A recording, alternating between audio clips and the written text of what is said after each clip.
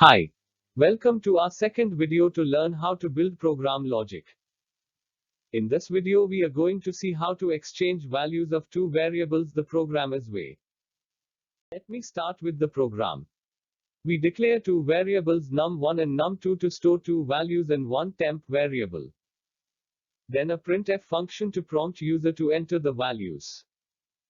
Then a scanf function to accept the values from the user. Then I write the code to exchange values the coder's way. Temp is assigned value of num1. This is to temporarily store value of num1. Num1 is assigned value of num2. And then num2 is assigned value of temp and the exchange is done. Now let us see the programmer's way.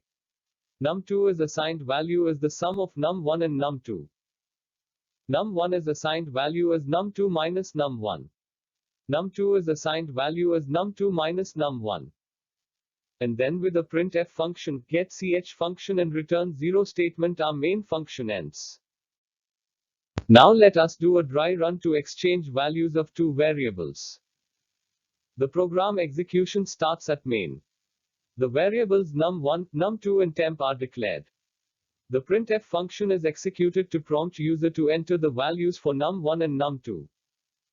The scanf function accepts the values for num1 and num2. Let us assume that user enters values 5 and 6 for num1 and num2 respectively. Now let us do the exchange the coder's way. Temp is assigned value of num1 so temp becomes 5. Num1 is assigned value of num2 so num1 becomes 6. And then num2 is assigned value of temp so num2 becomes 5. Now the programmer's way. Let us assume that user enters values 5 and 6 for num1 and num2 respectively. So when the highlighted statement executes, num2 becomes 5 plus 6, that is 11. Next, num1 after getting subtracted from num2 becomes 6. And then num2 after getting subtracted from num2 becomes 5. The exchanged values are then printed. And so we could exchange values of two variables without using a temp variable the programmer's way. After executing getCh function and return 0 statement of main, the program execution ends. Now, why this is important? Remember, every access to a variable means stopping your CPU and going to the memory to fetch the variable. This slows down your program execution. A programmer also thinks of the resources and the time taken in program execution. Lesser the better. A programmer always tries to reduce the time taken and memory required. A programmer does complexity analysis.